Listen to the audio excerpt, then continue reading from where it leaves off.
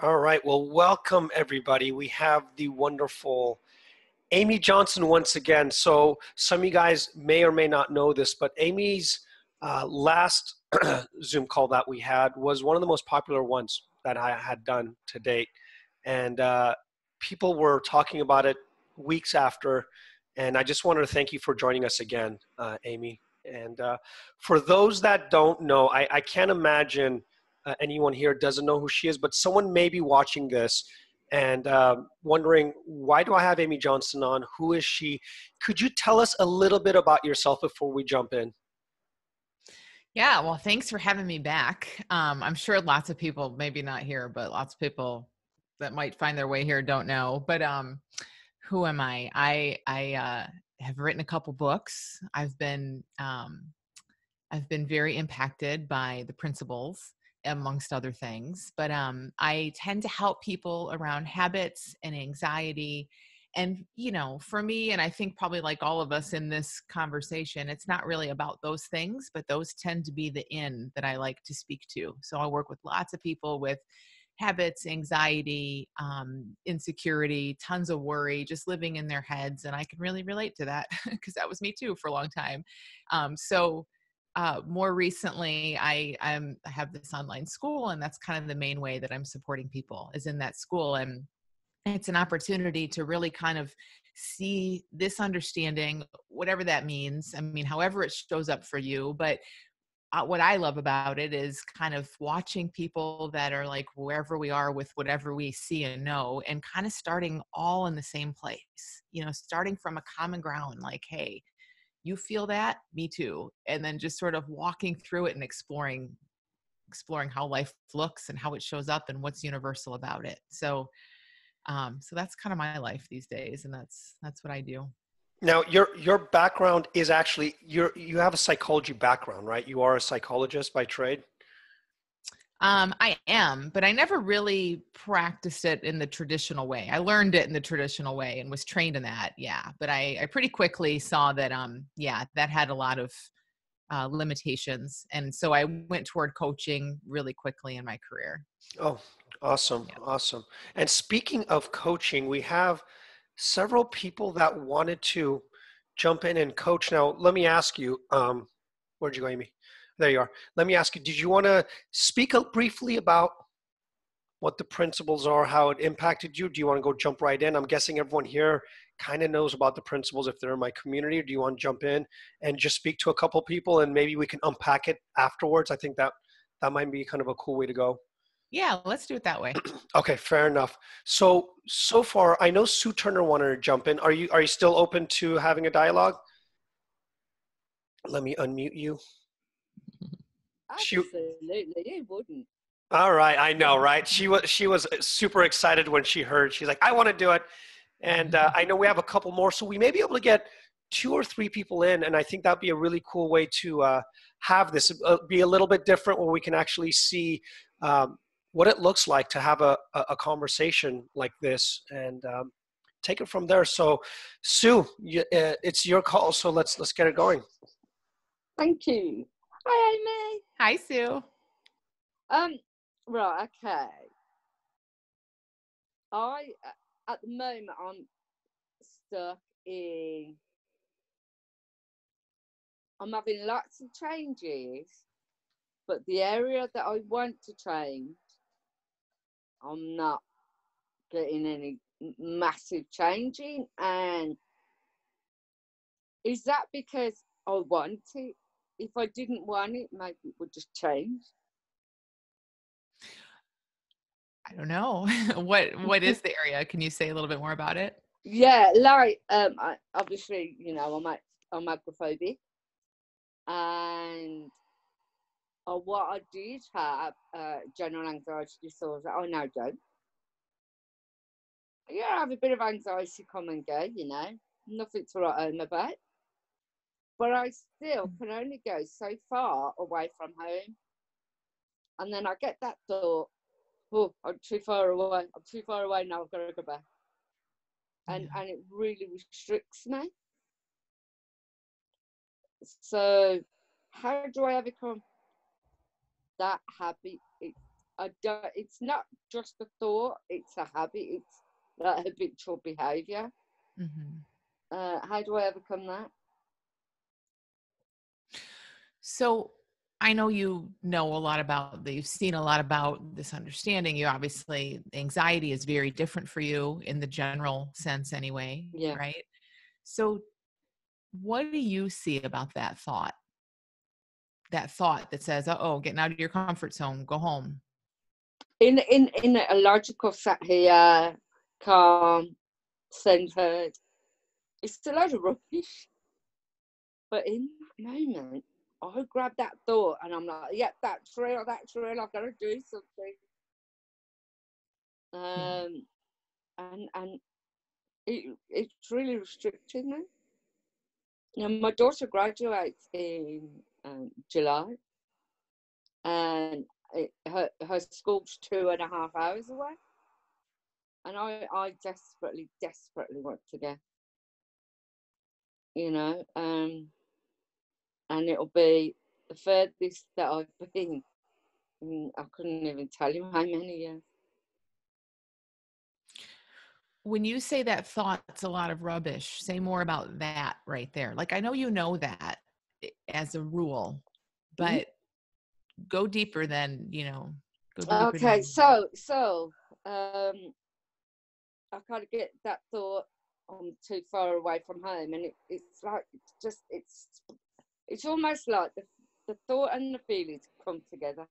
Mm-hmm. It's not one after the other; they come together, and I've got the feelings, and then I get a voice. Sorry, I get a voice that's kicking, and it's like I've got to go. So I'll just turn around and go back home. So it's almost a mixture of the thought and then the behaviour is the avoidance behaviour Yeah. to avoid the feelings Yeah. because I don't feel safe. Okay, that's interesting. What? I can have the same feelings at home and they're okay, but when I'm out, they're not okay, and that don't make sense.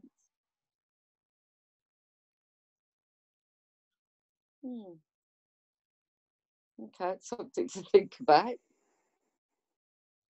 Yeah. I mean, so that is something to sit with and think about. That's awesome. I mean, and that just popped in your head, right? You just got yourself there. I didn't say anything. So here, I just want to reflect back though, what you're seeing about that thought, like how it feels in your experience of it. It's a thought. You hear something that says, "Oh no, time to turn around." It comes with feeling. Absolutely, 100% of the time. Sometimes it'll come with neutral feeling. Sometimes you don't even know the feeling. Sometimes it comes with huge hijacking feeling. But that's what thought does, right? It comes with feeling. So you have the thought, the feeling, and then you have this behavior thing happen. Your body turns around and starts running home in some Yeah, way, right? Or something happens that, your mind decides this is not okay. We're getting out of here. And it all happens kind of together, like you're describing, in an instant. Or maybe you feel it, who knows? It happens however it happens in an instant, or it starts building up or whatever. But all of that's together, and there's this experience that kind of happens within you. yeah, It's interesting though, because as you're kind of like, I know the power that whole experience feels like it has on you and on yeah. any of us that have an experience like that, whatever that is, an Well, urge, like yeah. I mean, craving or anxiety. it's kept me in prison for 20 odd years, Yeah. but now I can go out within a safe zone. Yeah. So progress has been made completely, and I can really see it. But So that experience though, I don't want to give you this, but maybe I'll just say it. Like, do you think that experience of the thought feeling inclination toward action back home, all that kind of stuff that comes up that feels so big and powerful that you might miss the graduation over it, like all of that. What do you make of that? Does that look, because you keep saying you're agoraphobic, like you kind of falls under this title, right? But I mean, does it look like a unusual experience? Does it look like it's just yours? Like, what do you see about that whole experience? To me now, it's the avoidance is, I don't even think about it, I just do it. It's just such an ingrained habit that I just do it, and you know, it's like, oh yeah, I won't go there.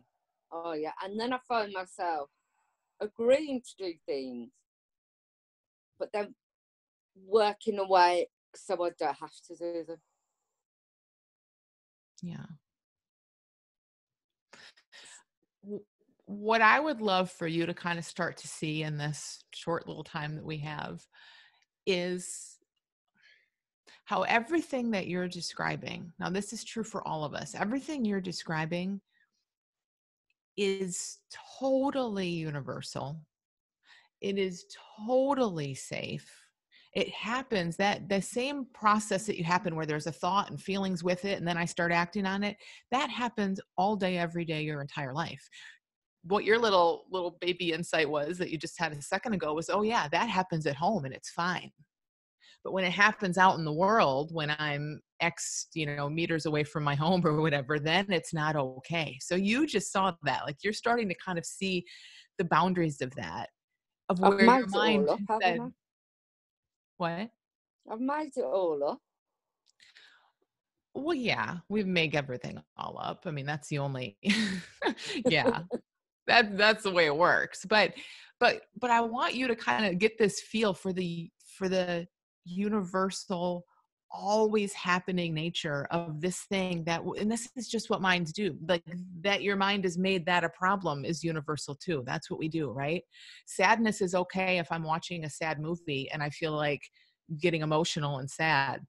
Sadness is not okay if my kid is sick or this goes wrong or my dog died. Then it's not okay. Like we make these up, we make up the boundary. It's like people say with public speaking all the time. People say, oh, I'm so afraid to public speak. And they'd be like, can you talk to one person? You'll hear coaches do this thing. Are you afraid to talk to one person? Are you afraid to talk to two people? And you see where somebody makes up their limit. Like, oh no, it's 6 people, 6 and more. Now I'm scared. Now that's the public, but we do make that up. And you have made up those limits. And it's okay because in some ways that's fallen away. They're getting further and further from home. I know they are, which is awesome. But when I kind of, just ask about that feeling and you're like, why, or, the thought is rubbish, but this feeling is so big and it kind of comes in and just moves you without your permission in a sense. Yeah, it's like it completely floors me. Yeah. And my brain just switches and it goes into some crazy fog and it's like, get me home. Yeah. So that fog right there, that's it. Because that still looks scary and like this is because I've hit my limit, I now need to go home. And it's not because you've hit your limit at all. It's just the experience. Like the experience has kind of hit its limit in terms of what you're going to be comfortable with and what you're going to just hang out in. Yeah, it's almost like I'm saying, well, okay, this is acceptable, but this isn't. Yeah. It's interesting to see that it's all acceptable, no matter where I am in the world. I could get on a plane and it would still be acceptable. Wow. It could be, or it could not be, or walking from your kitchen to your bathroom could be scary, but it's all that was either way. Yeah.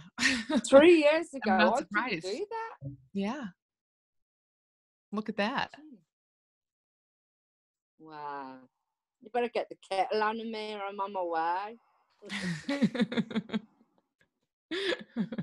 Thank you so much, Anna. You're welcome. Thank you. Just keep sitting with that. I mean, it looks so real and it looks so like this is different than that. But to get that bigger feel for, man, it's all the same thing. I heard that from teachers in this understanding. All thought is the same. You've probably heard me say this before, Sue, like time to let the dog out. is the exact same thing as, holy crap, I can't take this feeling. They're both thought, they're both feeling, they're made of the same stuff. They operate in the same way, but we're funny. Like we get in there and we think, oh no, this is okay. And that's not. And that's all that's happening there. One room to the next used to be dangerous. Now it's 2.5 hours away feels dangerous, but it's okay. Don't pressure yourself to like change your boundary. Just keep seeing that your mind makes up the boundaries. Yeah. Oh, it's brilliant. Oh, wow. Thank you. You're welcome. Thank you. Thank you so much, Sue. Thank you, Amy. And I just wanted to quickly add that for those that are listening, like this is universal for me. I'm listening and I can see where my blocks are, where I'm making it up. So what I love about this conversation is it's not just you talking to Sue. You just spoke to everybody. And it's such a universal thing that you just shared. It's brilliant because it resonates with me as well. So thank you for that conversation. And we have Pramila wanted to get on. Miss Pramila, if I can unmute you. Yes, we're unmuted. Hi, Pramila. Hi, Amy. Nice seeing you. You too. I've always been wanting to meet you somehow. You really, I listened to your 4 videos last year, and so much was going on. So much is going on this year, so I can't do your school.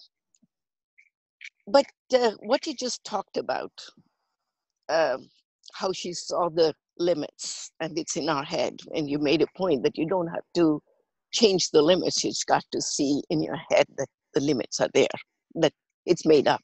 Mm-hmm. Before, everybody used to say, think twice before you speak. I never knew what that meant. And this understanding has given me that differentiation and that space where I can, hey, wait a minute, I can think. I don't have to go that route. So I do have that. I just had a very rough evening yesterday and this morning. I got angry, I got frustrated with my grandchild. When he says, oh, everybody doesn't hand in their homework, so I don't. I said, wait a minute, something's wrong over there. But and I noticed this, I gave myself permission to get angry. I gave myself permission to get frustrated. And even when this morning, I was not frustrated, but I still kept a little bit of a wall because I had to take them to school. I had to get them ready. I had to take them to school. Just so that I could make my point to him so that he could get ready in time so that I don't have to get even more frustrated. He's 9.5. And then we talked about it in the car that, hey, I need to talk to you because I'm not feeling good. And can you talk to me so that I can feel better? And we did all that. But I'm still doubting myself. He's only 9, but he's not a baby. I don't have to treat him like a baby, but I'm not feeling guilty, but I am feeling a little upset with myself.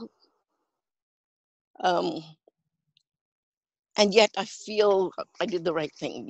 It's okay. Not the right thing, but hey, I don't have to express my anger. I don't have to express my frustration because I totally gave myself the permission to do that. Mm-hmm. And I'm on this idea of vulnerability. I can do things, most things I can do, but there's some things I can't, or do I want to? I'm a little confused what I really want and what I don't want. Where do I want to go? Where do I not want? Where do I want to put my limits? What do you mean by that? where do you want to put your limits?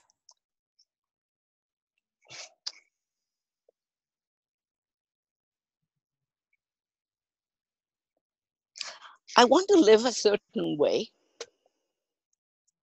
And I see everybody coming on videos, on calls.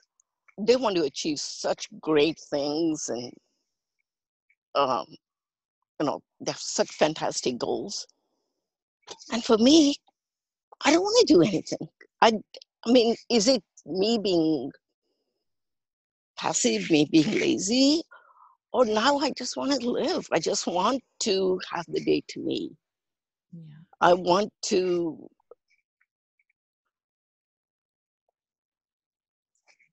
I just want to have the day to me.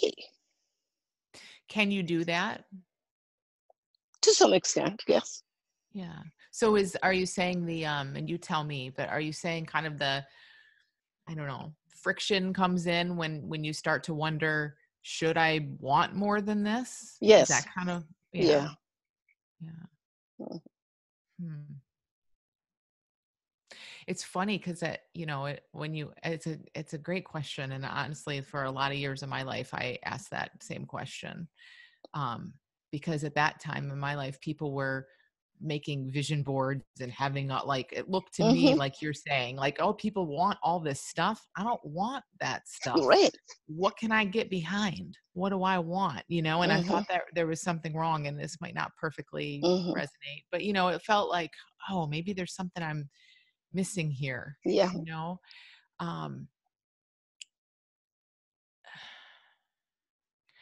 But, I think of your 9.5-year-old grandson, because I have a 9.5-year-old, and we look at them sometimes, and it's like, at that age and at that point, it's so obvious that they naturally gravitate towards stuff. I don't mean stuff like physical stuff, but just interests. And they just naturally, it's almost like us with food preferences, right? There's just food you like and food you don't like. And we don't tend to have a whole lot of thinking about it. Unless someone told you were a picky eater your whole life and you have a complex about that. You know what I mean? Like, in general, it's like, I'm perfectly okay with the fact that I don't really love hamburgers. I'd rather have sushi, like, I don't care about that. I'm perfectly okay with what I like and don't like in that regard. Yeah, when it comes over into other areas, like how we want to live our life, the things we want to create, like, especially, you're right, probably when we get into groups like this and you see all this stuff and our mind makes it into everything.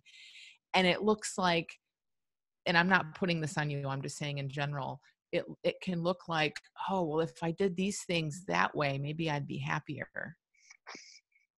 If I liked hamburgers, I'd be happier. That makes no sense. So it doesn't bother me. But if I think, oh, if I have the right goals or I spend my time the right way, then I get to be happier, then that's going to create something. You're shaking your head. Tell me what you're... No, because I don't feel that that'll make me happier, because I know definitely what I want. Yeah. I want a peaceful life. Yeah. I'm at an age where I don't have to go grabbing things.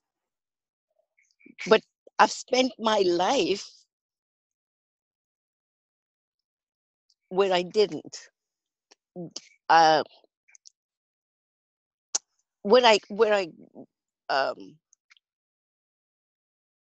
didn't have common sense when I went for something on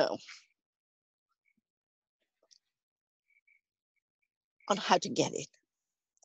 So my question here is, am I looking at my life and saying, hey, I didn't get it, I won't succeed or that.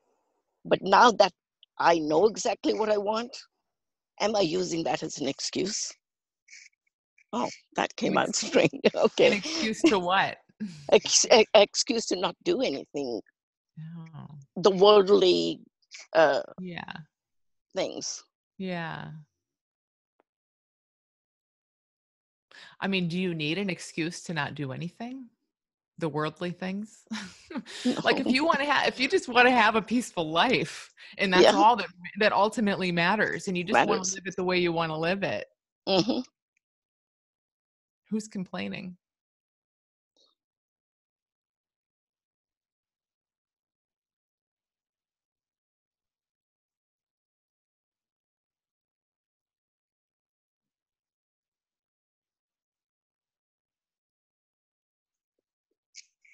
Who's complaining?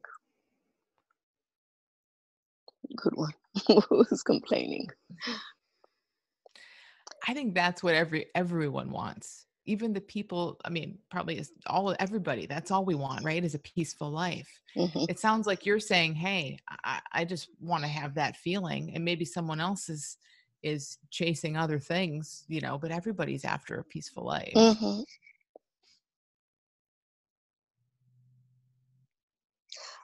Yeah, I think peaceful life is more of a collective thing. I want. Mhm.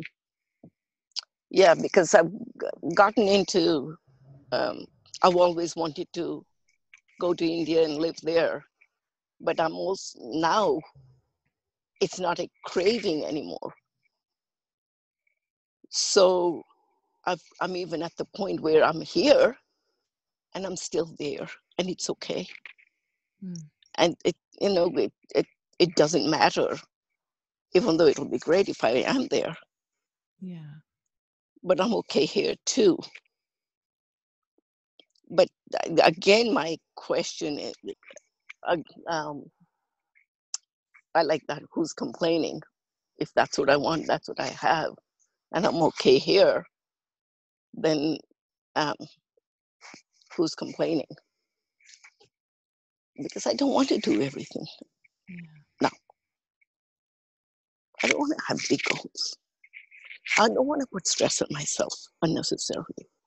I've got great grandkids. I've got a great family. It's hectic, but so what? It's nice. Okay. It's Who's beautiful. complaining? Yeah. Who's complaining? It's beautiful. You have what you want now. Mm-hmm. Who's complaining? I like that. Thank you. Yeah. Thank you. Mm-hmm. Thanks. Pramila, thank you so much. That was great. And if you're asking who's Thank complaining, my wife would tell you I am. So thank you, Pramila. We have, Thanks, Amir. of Thank you. course, thank you. Wendy, Miss Wendy Williams would love to say a few things. You're on.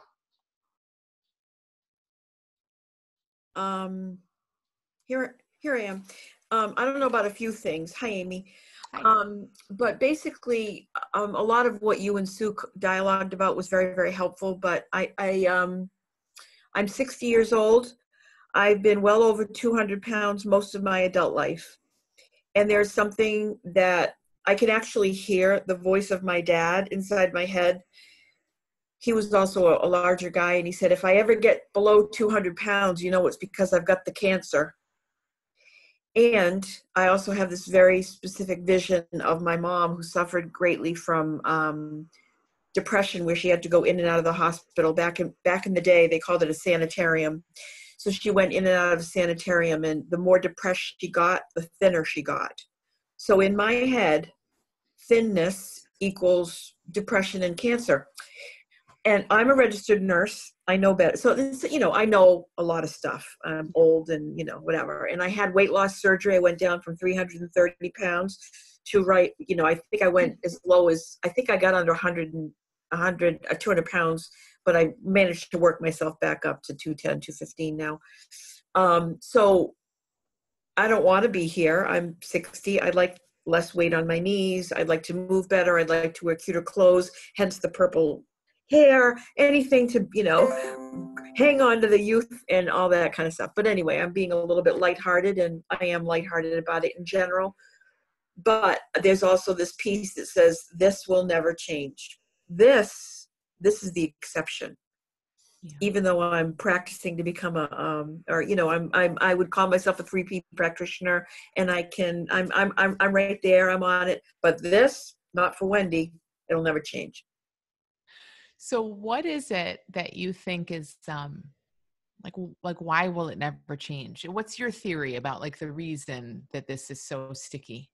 Is it the old beliefs, like the stuff from your parents, or like what's really in the way? I think that is I really do think that that's really the undercurrent that's deeply holding on that my own little mind at the younger age has stuck on to. If these things happen, if you're consistently below 200 pounds, it could be because you're wasting away from some tumor eating away at you, or you're going to be less lighthearted and happy. You're going to be getting depressed. Even though I know, I mean, I assume that that's probably not the case. Bending over and changing my socks or tying my shoes, that'd be nice if that was easier, and walking around without this extra weight would be great. I surmise that that's true. But so I think that the stickiness comes from these old beliefs that those two, that it symbolizes something ominous. So tell me if you know, and it's okay if, I don't know, it's a weird thing we're talking about in a sense, but like, if you know, how does that show up to keep you at the weight that you're at? Like, do you know what I mean by that question? How do those old beliefs from years ago that you know aren't logical and aren't even true, right? How do those day to day now keep you from losing weight? I very rarely think about those things cognitively. I very rarely say the words, my mother, was depressed and lost weight. And I very rarely say the words, my dad said cancer. I once a year or twice a year, especially when I'm trying to tell a new friend that this is who I am, I might reveal that, but it's not something, or when I go to the doctors, I don't say, well, of course I haven't lost any weight since the last time you saw me. It's because my mother, blah, blah. So I very rarely say that. So day to day, it doesn't show up. Then it can't be affecting your weight. Like how, so that's what I mean. Like how, if those beliefs, if that's something you've been carrying around and it's keeping you, okay, that's what I want to know. Perfect. So how do we get from old little Wendy beliefs to a bag of chips next to you? Yeah.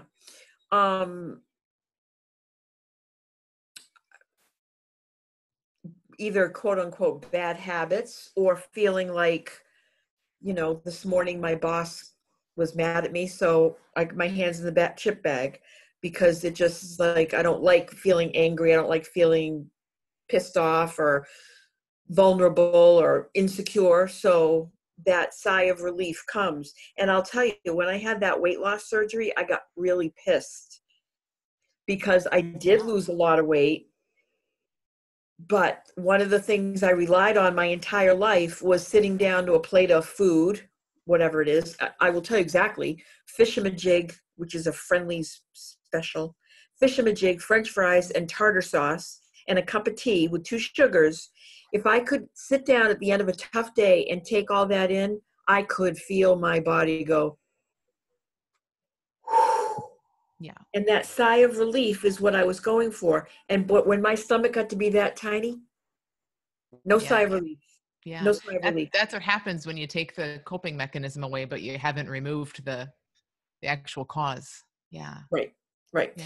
So yeah, I'm healthier, quote unquote, because I'm not 330 pounds, but I'm not happier because I would like to be at a more reasonable weight.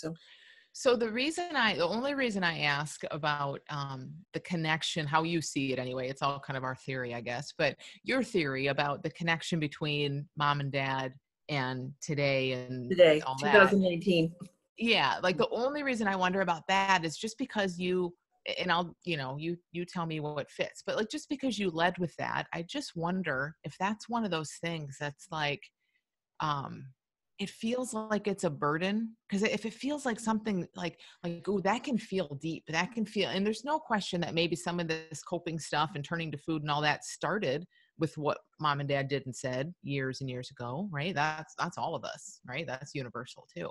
So we all have the bad habits we have today because of something our parents said to mess us up years ago, but that doesn't help. And sometimes when we carry that around, that hurts because it points us in the wrong direction. Do you know what I mean? It can feel like this big thing that, oh, now you're programmed this way. And I think that's ridiculous. That's what it feels like. It doesn't even feel emotionally like, my poor father thought he was going to have cancer. Isn't that sad? And my poor mother was depressed and she had to go to the hospital. I don't even have any emotional attachment to that. Those things happened. Yeah. And of course I love my parents and I wish that they didn't have to go through their suffering. but I don't feel emotionally connected to, isn't that so sad? And so now I'm carrying that burden for, I don't even feel that. I feel like I'm rehearsing to you. When I say these words, they are rehearsed. And this is why I think that I'm not small. It's because of this, Amy. Yeah. Yeah. So that would be a really great thing to just be willing to kind of question and say, what if that has nothing to do with anything today? Because again, even if that set all this stuff into motion, like that started a running to food habit, you know, Yeah. which Yeah. how many of us have that, right? So even if that all came from that, we can chop off the whole end of that scale, because that's done and over. It literally doesn't exist anymore. What you're saying now is that today in 2019 in Wendy's life right now, there's this thing: boss gets mad, hand to the chips.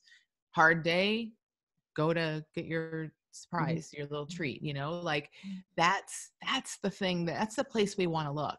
Now, this isn't getting us super far, but I just want to, like, does that make sense? Because in a bigger sense, again, like we still need to look there and see what's going on there. But in the bigger sense, to know that you can chop off your entire history from a second ago to the minute you were born, because none of that's relevant right now to your weight, that could be a huge weight off right there. Yeah, no. Yeah. And I see that. And I was, like I said, when you were speaking with Sue, like we're making things up, like 200 pounds. Oh, that's my limit. Oh, interesting. Yeah. Why isn't it 175? Why isn't it 130? You know, Right. like it's all made up. It's all And made up. you could have siblings that heard and saw the same thing, and they all have different made up stuff, right? Because Yeah, it's made up. absolutely. That's not a universal truth. Like, oh, everybody that grew up in my house would have the same issues. No, I recognize that. Exactly. No, that is helpful to kind of just remember and keep pointing myself into the direction of, wow, you're having a bad day. Why is your hand in the chip bag? Yes. Not why, but is that the only option?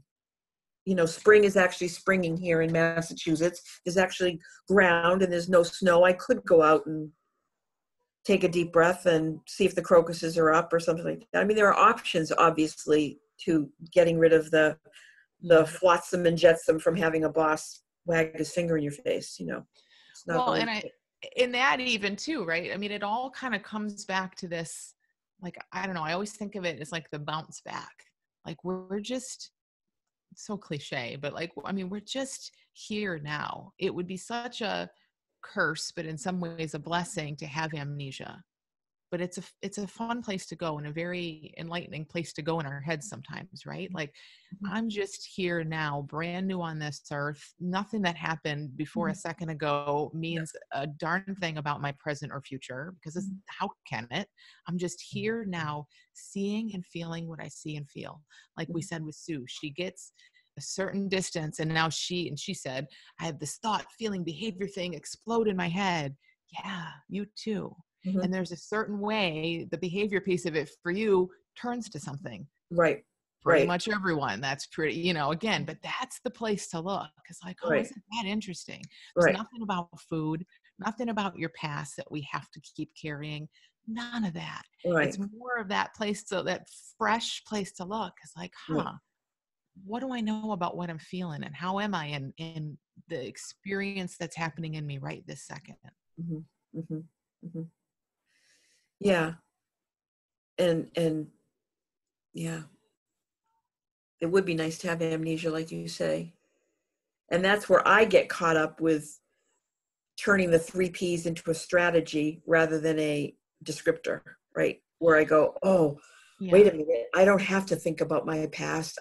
So again, I get into this mental game of trying to grasp that apple off the shelf, you know, like, oh, don't go for that bad orange, go for, you know.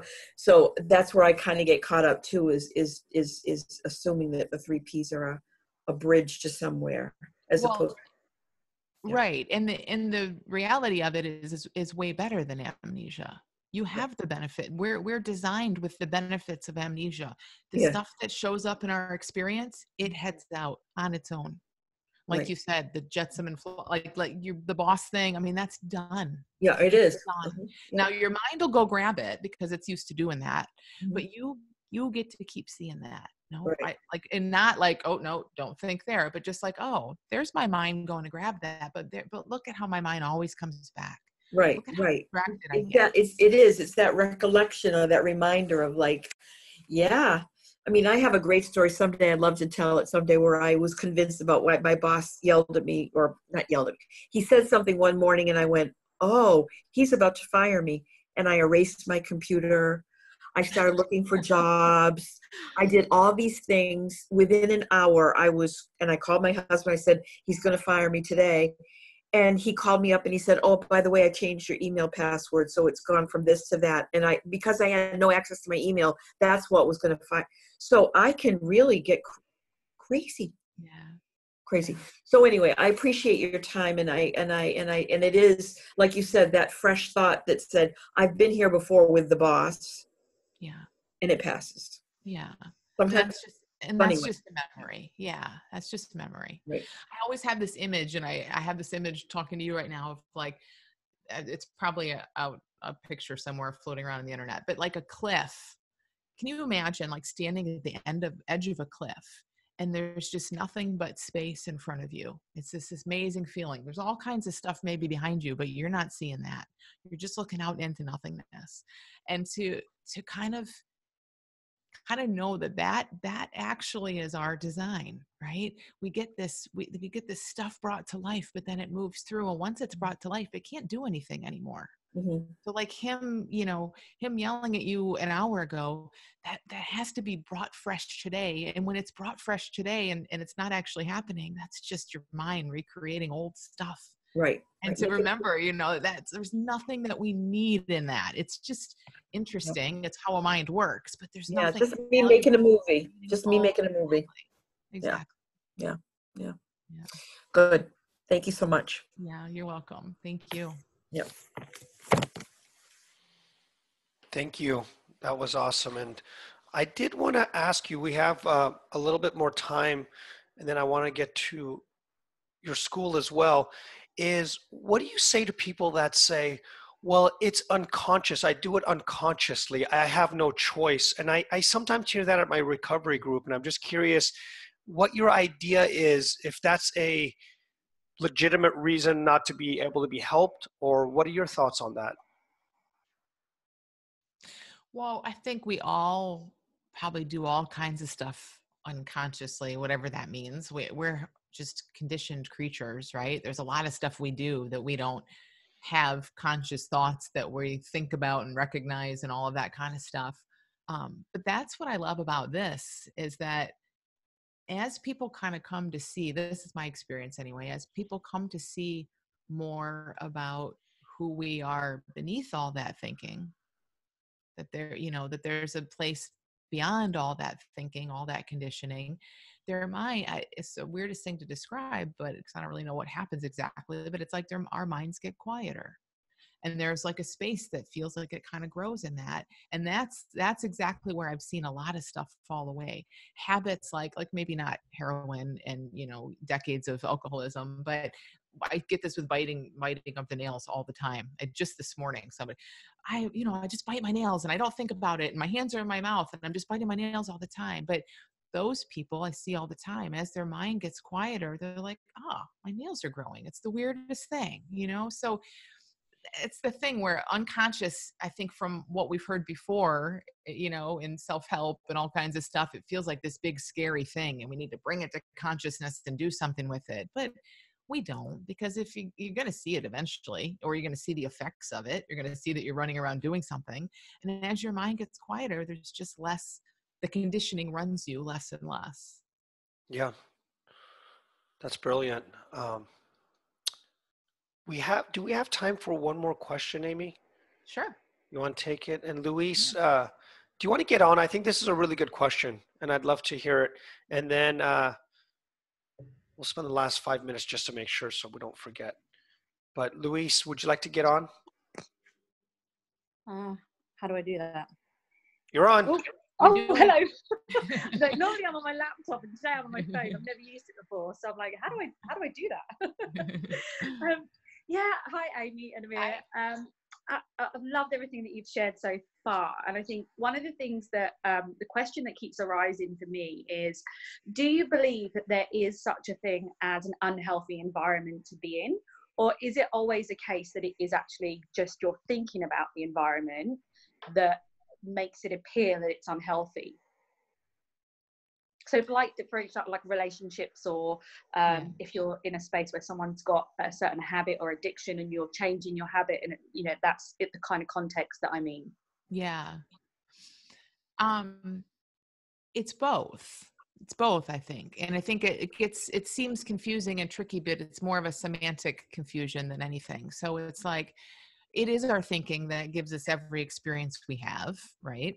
I mean, with the right thinking, if you want to say it that way, with certain thinking, any environment's going to look wonderful and any environment can look unhealthy, come down to the thinking, right?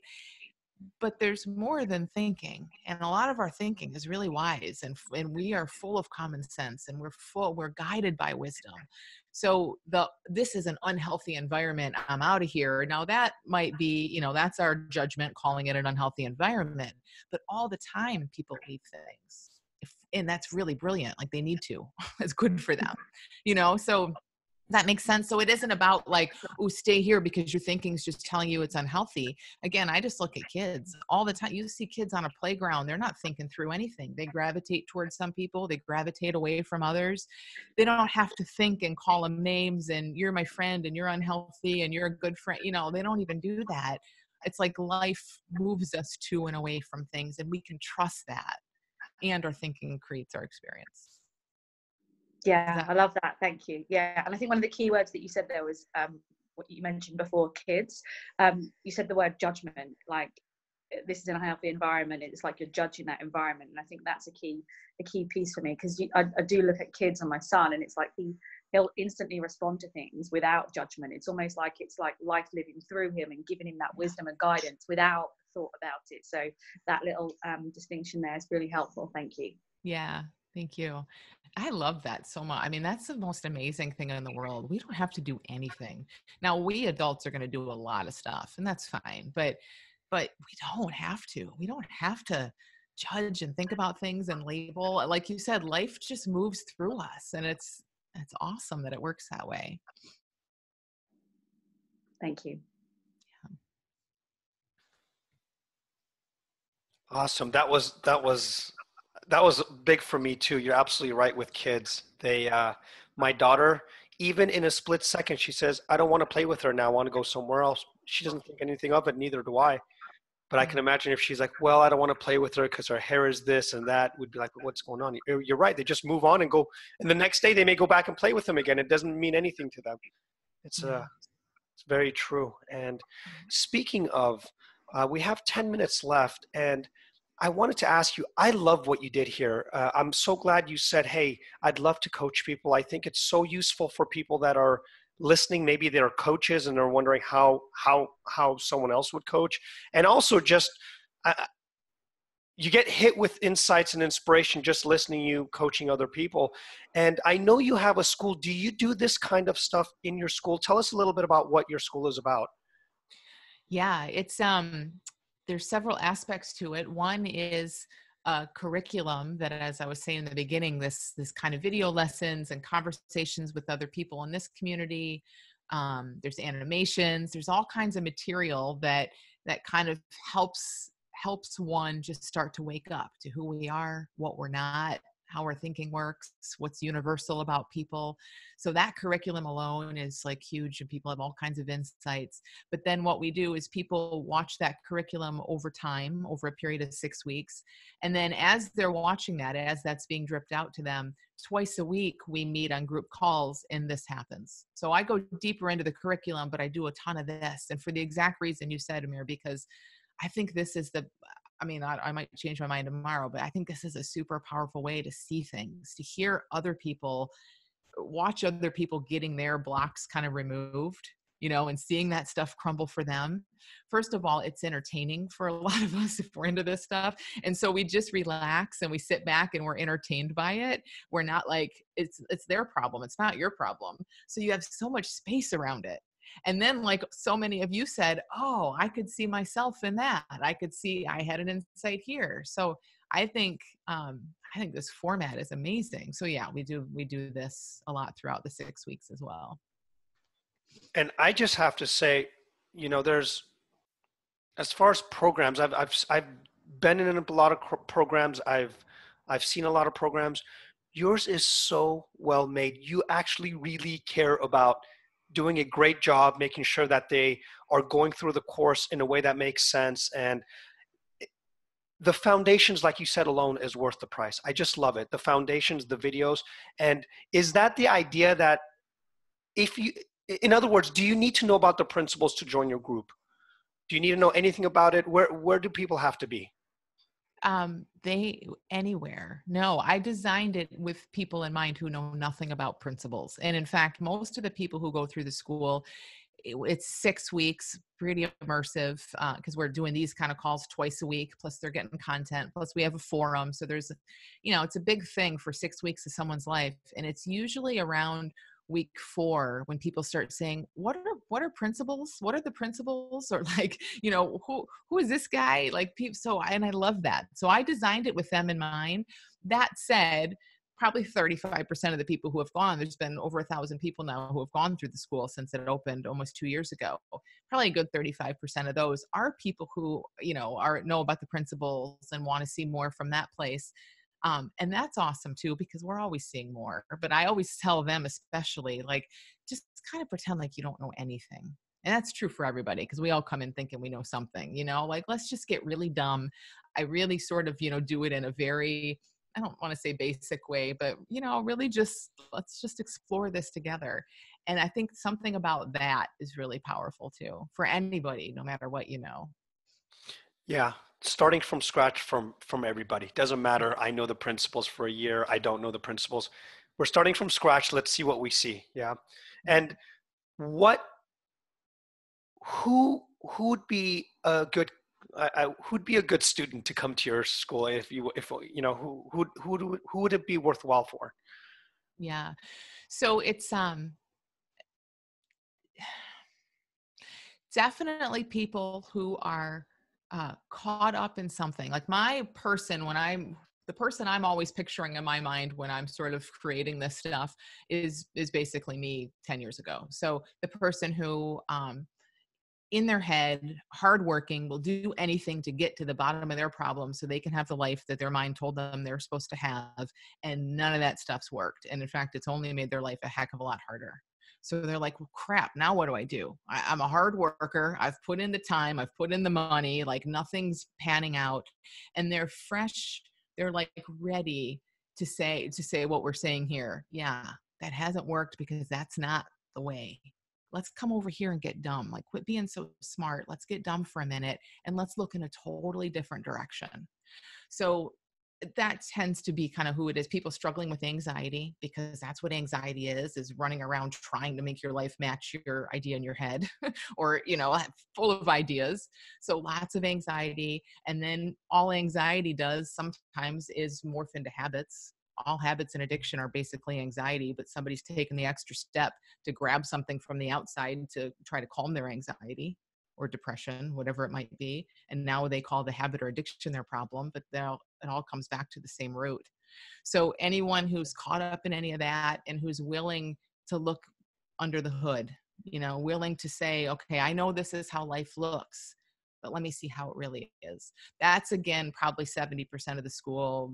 I don't know, maybe a little bit less. But also, I just want to mention, especially to this group, I mean, there are a lot of people who have gone through and said, who are coaches, people who have gone through, who want to create courses, who just, are doing this kind of work, that say, wow, this is a really awesome model. And you get to see me coach like we just did here for hours and hours.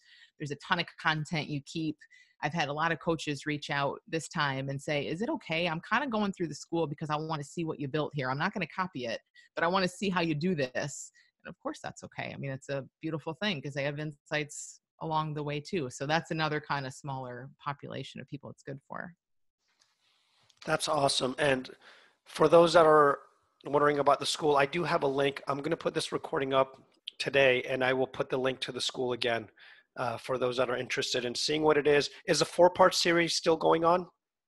Yep, it is. Okay, Yeah. so I'll post that link, and then they can take a look at that. And like I said, that's one thing that got me curious as a coach. I just wanted to see, and I was blown away by how professionally you've done this, how much you care, and it shows. And I just wanted to thank you. And for those that are in my VIP group, Amy's actually going to be joining us right after this call over there. So for those that are there, we'll see you there. And for those that joined us now, and for all the people that just got coached, thank you so much for joining us and making this call absolutely incredible.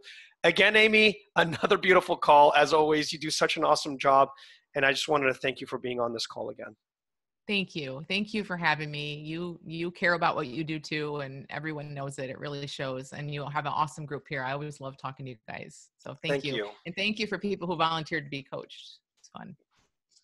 Oh, and Renata, unfortunately, no, we don't have time. I know you said you want to talk for a minute, but we have to get to the other calls. So we will do this again. Amy, will you be willing to come on again as always? Yeah. I'd love to. All right. We'll get more people to get coached. I think this was great. And thank you. Have a great day, you guys, and we'll see you guys soon. Take care.